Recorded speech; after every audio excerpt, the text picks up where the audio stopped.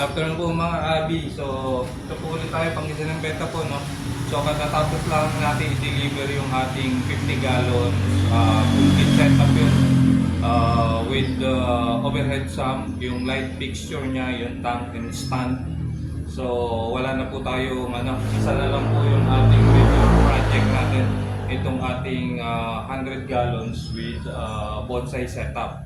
So, ito na lang po yung ating pagtutuunan ng pansin ngayon. So, tapos na tayo. Naubos na yung ating mga master tank dito. Nakuha na rin yung 83 gallons natin with stand. Yung ating 50 gallons with stand. So, dito na lang po tayo. Itong 100 gallons with bonsai setup. So, today, ito medyo natapos ko na rin yung bonsai niya. Nalagyan na natin yung mga additional what do you call this one, yung pampaganda niya. Nilagyan ko na siya ng additional trunks para medyo mas maganda, mas mayabong yung ating bonsai tree. And then nilagyan ko siya ng konting mga tawag dito, vines or roots na nakalawit. And then yung kanyang anong tawag dito, yung roots niya, dinamihan din natin dun sa ilalim. Focus natin para makita nyo yung ibig kong sabihin. So ito po yung ating bonsai tree. Almost done na po siya. Yan. Ito na lang po ang gagawin natin dito. Ito kasi yung mga dinikit ko na additional trunks niya. Ayan po, kung makikita nyo, dinikit ko siya ng epoxy. Yan, yung epoxy na A and B, yung mini mix yung A and B na epoxy natin. Sana ba yan? Ito, pakita ko. Yan, ito po yung ginamit natin pandikit dyan para mas matibay. As you can see po, kahit kurtin nyo yan, napakatigas po niya. So, hindi na po matatanggal yan. Unlike nung gagamitan lang natin ng, ito kasi usually yung ginagamit nila, yung glue na yan. So, kung yan lang, hindi siya tatagal. Masagi mo lang yan, matatanggal siya. So, yan po, additional yan. So, ang gagawin lang natin ngayon is itatago lang natin ito. Tatago lang natin yung mga epoxy na yan. Gamit yung fine na pinaglagarian ng same wood niya. So, yan ang ididikit. Tatapal natin dyan para magbukang kahoy din ulit. So, gamitan natin siya ng glue. So, ito po yung sinasabi ko. Yan, ito yung mga ugat-ugat na nakalawit na yan. Yan. Additional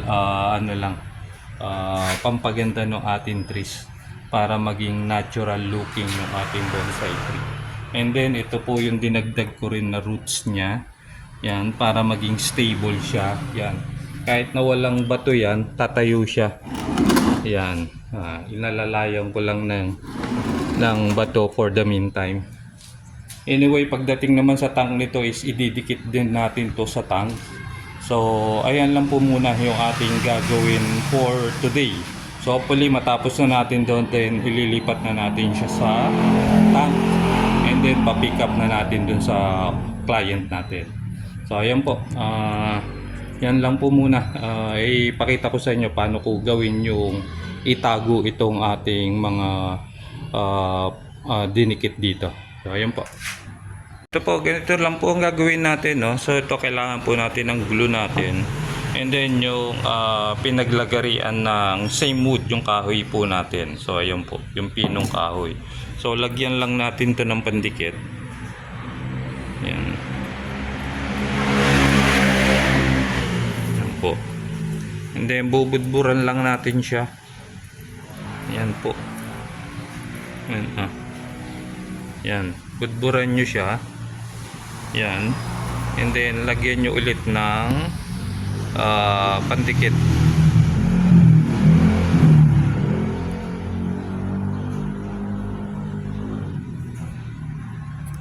Yan, ganyan lang po. Pag yan tumigas na, matigas, okay na siya. Pag natuyo yan, titigas na siya. Yan. Yan. So ganyan lang po gagawin natin sa lahat. Yan lang po. Yan, yung itong may mga epoxy natin. So ayan lang po. tapusin ko lang po muna to kasi mahirap mag-video na mag-isa lang habang ginagawa natin to. So pakita ko na lang sa inyo yung finished product natin. So pangisa ng beta po ulit. So ito na po mga kahabi, natapos na natin, no? Pakita ko lang sa inyo yung nilagyan natin.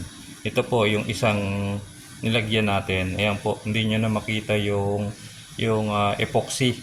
Ito, yan, ito oh.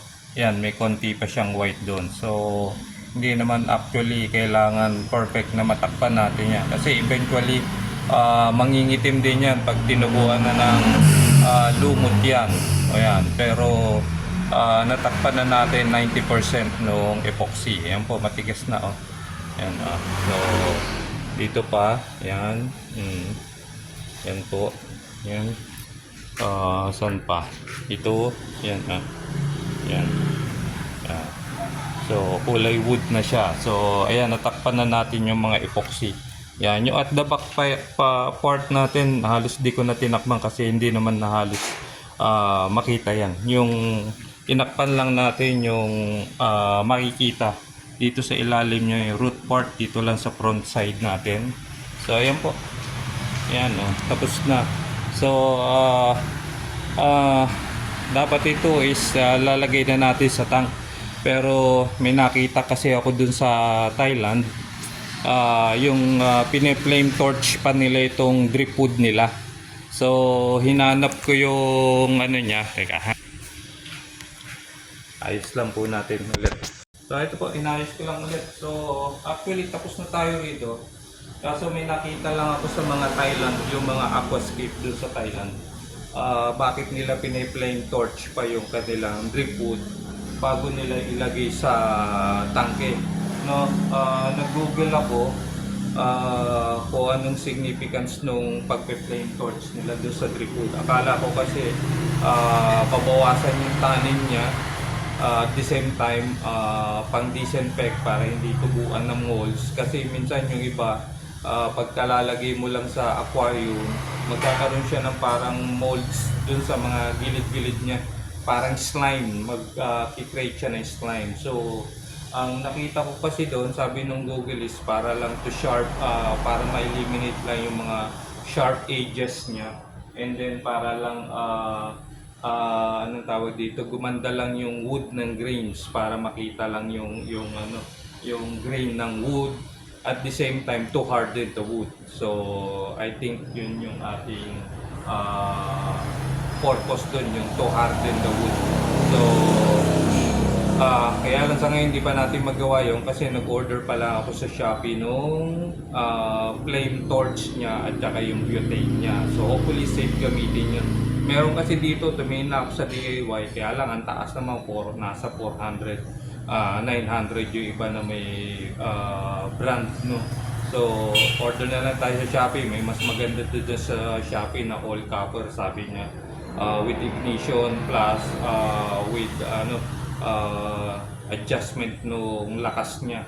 So yun na lang, hintayin na lang natin. Usually 1 day, 2 days lang naman yung Shopee natin. So yun na po, bala ko talaga i-flame torch to para mapatay natin yung mga bacteria dyan, o kaya may mga small aliens dyan, small insects na nakatago, mapatay din natin. At the same time, yung main purpose ko rito is to harden the drip wood.